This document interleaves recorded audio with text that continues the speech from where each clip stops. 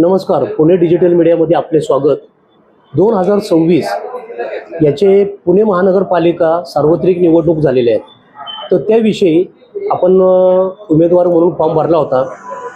त्याविषयी आपण जो पुन्हा इलेक्शन झाल्यानंतर निवडणुकी हा निकाल झाल्यानंतर पुणे महानगरपालिकेला स्वीकृत नगरसेवक म्हणून पर्वती विधानसभेच्या वतीनं आपण जो अर्ज भरलेला आहे त्याविषयी आपल्या प्रतिक्रिया काय? जय शिवराय, जय भीम, जय लोकजी।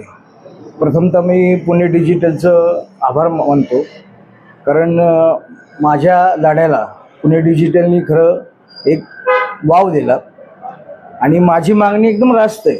मी गेले 30 वर्ष झाले मी काँग्रेस पक्षाचे निष्ठावंत म्हणून काम करतोय। स्वर्गीय पद्मराव कदमांचा मी मानसपुत्र आहे। माझे आदरस्तंभ राज्याचे माजी राज्यमंत्री डॉक्टर विश्वजीत कदम यांचा मला आशीर्वाद आहे। पण त्याच्याही पलीकडं मी जे काम आत्ता इतके वर्ष केलं आहे त्याची पावती म्हणून, कारण का आज म्हणजे मी पहिल्यांदा पुणे महानगरपालिकेची ज्या सार्वत्रिक निवडणुका झाल्या 2026च्या, मी आपल्या माध्यमातून सर्व पुणेकरांचे आभार मानतो की त्यांनी आमचा 8चा आकडा हा 15पर्यंत नेला। ह्या पुणेकरांना मी पहिलं अर्पण करतो की पुणेकरांच्यामुळं की काँग्रेस पक्ष काय आहे काय नाही हे त्यांनी दाखवून दिलं आणि आज पुणे महानगरपालिकेमध्ये 15ची संख्या वाढली। पण ही वाढत असताना आमच्या पर्वतीचा पण त्यात भाग आहे। परंतु दुर्दैव असं आहे की पहिल्यांदा म्हणजे पुणे महानगरपालिका स्थापित झाल्यापासून आज सगळ्यात हा पर्वती मतदारसंघ हा काँग्रेसचा बालेकिल्ला असायचा। म्हणजे शरद रणपिसे साहेब इथनं किती वेळा निवडून गेले, तर राहायला कुठं पण निवडून यायचे इथं, म्हणजे एवढ्या काँग्रेसला प्रेमी असलेला हा मतदारसंघ आहे। परंतु दुर्दैवानं काही लोक आम्हाला चांगली मिळली काय वाईट मिळली, परंतु यावेळेस पर्वती मतदारसंघामध्ये एक सुद्धा काँग्रेसच्या तिकिटावर निवडून आला नाही। त्यामुळे मी आपल्या माध्यमातून नम्र विनंती करतो की यावेळेस जे आपला स्वीकृत नगरसेवक करायचा आहे तो यावेळेस माझ्यासारख्या कार्यकर्त्याला जो बौद्ध समाजाचा आहे, पुणे महानगरपालिका स्थापित झाल्यापासून 75 वर्ष झाली, पण पुणे महानगरपालिकेचं आम्हाला बौद्ध समाजाला नेतृत्व इथं करता आलं नाही आणि नेतृत्व करायची जबाबदारी ही पक्षश्रेष्ठींची असते।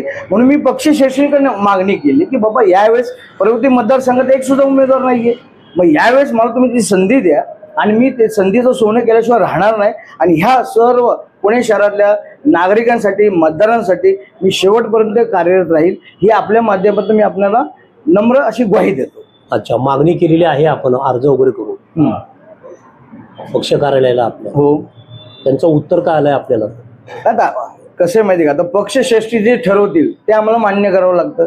मी 2012ला तिकीट मागितलं तेव्हा नाही मिळालं, त्याच्या आधी 1997ला माझ्या चुलतीसाठी मागितलं तेव्हाही नाही मिळालं, 2017ला माझ्या आईसाठी मागितलं तेव्हाही नाही मिळालं, आता 2026ला मी तेव्हाही मागितलं होतं। पण मला काय अट घालण्यात आली की बाबा आता तुम्ही ह्या प्रक्रियेत आपण थोडंसं राष्ट्रवादी यांच्याबरोबर आहे, म्हणलं ठीक आहे तुम्हाला जे योग्य वाटेल करा। त्यांनी मला तिथं तेव्हा तिकीट नाकारलं, मी त्याचा स्वीकार केला, एक कार्यकर्ता म्हणून त्याचा स्वीकार केला। पण मी काँग्रेस पक्ष कसा वाजवू शकतो, कसा त्याला रुजू शकतो, अजून लोकांमध्ये तो रुजलेला आहेच, पण त्यांना अजून कसा रुजवू शकतो हे ह्याच्यासाठी मी त्यांना नम्र विनंती करतो की मला तुम्ही एक संधी देऊन बघा। ह्या पर्वतीमध्ये तुम्हाला येणाऱ्या लोकसभा असतील विधानसभा असतील त्यामध्ये तुम्हाला एक वेगळं चित्र दिसेल। ह्या वेळेस इथनं लोकसभेचा उमेदवार हा निवडून पुण्यातनं जाईल आणि त्याच्यामध्ये विधानसभेचाही जाईल आणि ह्याची सगळी ताकद मी माझ्या स्वकर्तृत्वावर मी ते दाखवल्याशिवाय राहणार नाही, हे मी आपल्याला शब्द देतो आपल्या माध्यमातून। धन्यवाद।